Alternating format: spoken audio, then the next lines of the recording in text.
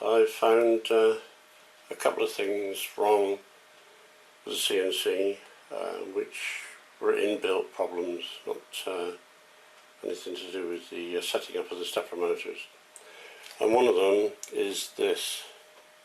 The Z-axis is pivoting on it, and although it's within our level, it's too far out by the time you get down to the bit cutting the material. So what I'm doing is I'm replacing this with a larger spread to stop that tipping backwards and forwards like that, which means I'll be taking all this out and replacing it with that. I will still have the adjustment so I can adjust the Z-axis vertically. That will still go back in. On that note, I shall get on with it and bring you back when I've got it ready. Right peeps, this is the modification that I've done to the top of the Z-axis. I've increased the width of this bearing platform, and this block here is just to really stop that being pulled upwards. So it's actually pushing against this block, which is then pushing against the Z-axis itself. The bearing has also changed to two small flange bearings, where they've got a flange on one side, so I put the two of them together so that they cup the bar, this one here, and travel along it in that sort of fashion. The stepper motor, I've had to change position as well because I put new cogs on there, which I'll show you again in a moment. And that's about it for this modification.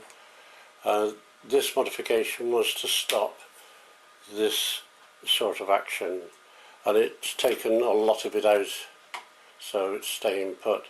But I still do have a little bit of movement, which when it translates down to the bit on the Dremel, it will put it out.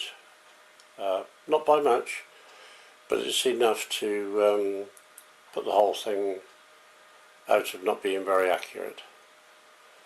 Okay, and here are the cogs that I've put on here to operate the Z-axis up and down.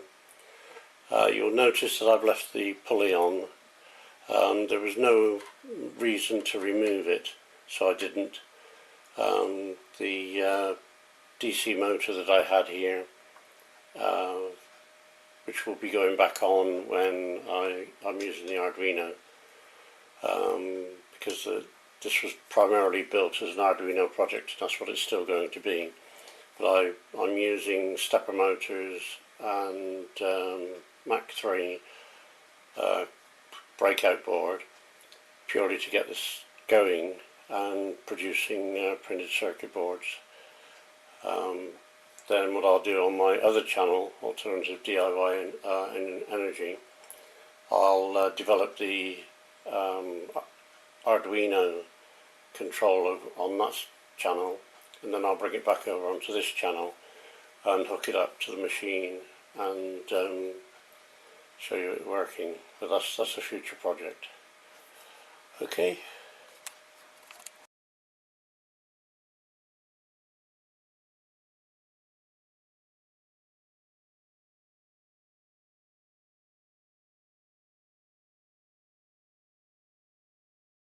Thank you.